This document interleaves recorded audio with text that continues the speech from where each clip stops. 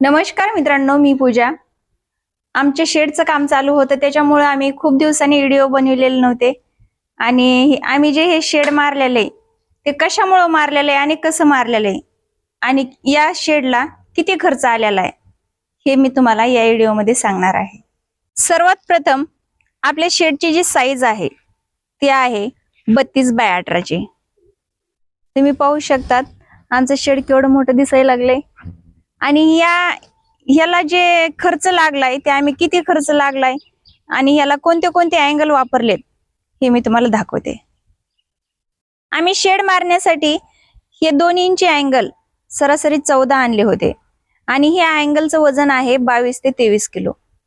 आणि वरी जी तुम्हाला कैची दिसते ना, हे आम्ही ते कैची बनवण्यासाठी 10 अँगल 1.5 इंचीचे आणले होते।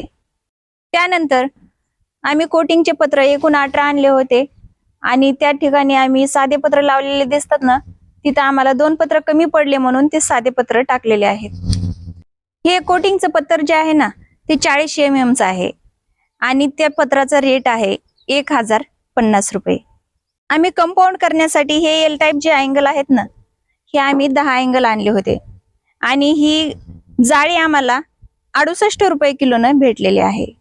आपलं शेड कैचीचा असल्यामुळे आम्ही हे पत्र आणलेलं आहे कोटिंगचा, एकदम जाड आहे आणि हेच रेट आहे 110 रुपये किलो। आणि शेड मारून काही अँगल उरले होते, त्याचा आम्ही असा सुंदरसा पलंग बनविलेला आहे। तुम्ही पाहू शकता कसा दिसायला लागलाय पलंग। याच्यावर आम्ही आता याला प्लाऊड आणून याच्यावर टाकणार आहेत। त्यानंतर दरवाजे बनवण्यासाठी आम्ही 1 इंची पाईप 12 आणले होते आणि हे आम्हाला 54 रुपये किलोनं भेटलेले होतं।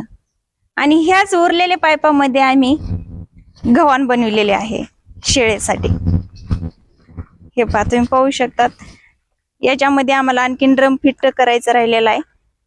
अशा प्रकारे आम्ही गव्हाण बनवलेली आहे। त्यानंतर आम्ही साईडनं मारण्यासाठी अशा प्रकारे साधे पत्र आणलेले होते 25 mm चे। ते आम्हाला प्रति नग आम्हाला 600 रुपयाला मिळालेला आहे।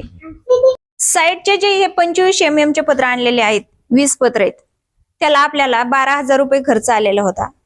आणि वरचे जे कोटिंगचे पत्र आहेत ते 18 आहेत, त्याला आपल्याला 19,000 रुपये खर्च आलेला आहे।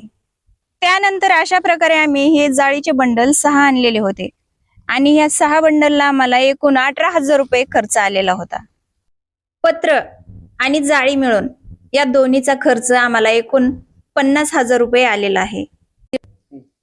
लोखंडाचा एकूण खर्च जर म्हटलं तर आम्ही 2 इंची अँगल 14 आणले होते, 1.5 इंची अँगल 10 आणले होते, एल टाईपच्या छड्या आम्ही 10 आणल्या होत्या आणि 1 इंची जे पाईप आहे ते आम्ही 12 छड्या आणल्या होत्या।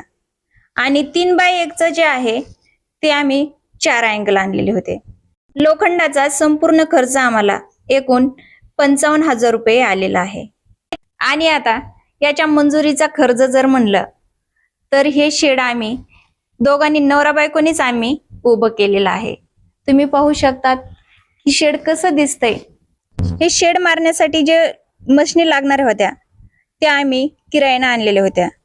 त्या मशनीला आम्ही 5,000 रुपये किराया दिलेला होता।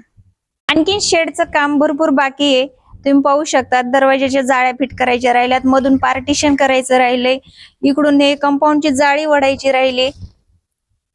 तर या शेडचं काम सध्या चालूच आहे, आणखीन पूर्ण झालेलं नाहीये। सांगायचं म्हणजेच तर कोणीच घरच्या घरी शेड मारू नका। आम्ही एवढं मोठं शेड मारलं घरच्या घरी, पण याच्यात आमचे 15-20 दिवस गेले आणि खूप परेशानीही झाली।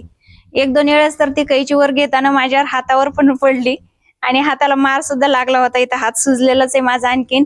तर माझं म्हणणं आहे की असं घरच्या घरी कुणीच काम करू नका, कारण आपल्याला काही माहितीही नसते आणि त्यामुळे शक्यतो कारागीरलाच काम द्या। कारण आमचं हे शेड मारण्यामध्ये 20 दिवस गेलेले आहेत आणि 20 दिवसाची आमची दोघांची हाजरी जर म्हटलं 500 रुपयानं तरी पण 20,000 रुपये होतात। तर त्या 20,000 रुपयामध्ये आम्हाला कुणी शेड मारून दिलं असतं, पण सध्या इथं आम्हाला लाईटीचा प्रॉब्लेम आहे, सिंगल फ्यूज लाईट नाहीये। शेतामध्ये शेड असल्यामुळे आम्ही घरच्या घरीच शेड मारलेला आहे। तर हे शेड उभं करण्यासाठी चालर चिल्लर सगळा खर्च मिळून आपल्याला 1,30,000 रुपये खर्च आलेला आहे। आणि तेवढ्यात आपलं हे 18x32 शेड उभं झालेलं आहे. हे शेड मारायचं कारण म्हणजे हे शेड आम्ही शेळी पालन करण्यासाठी शेड मारलेलं आहे.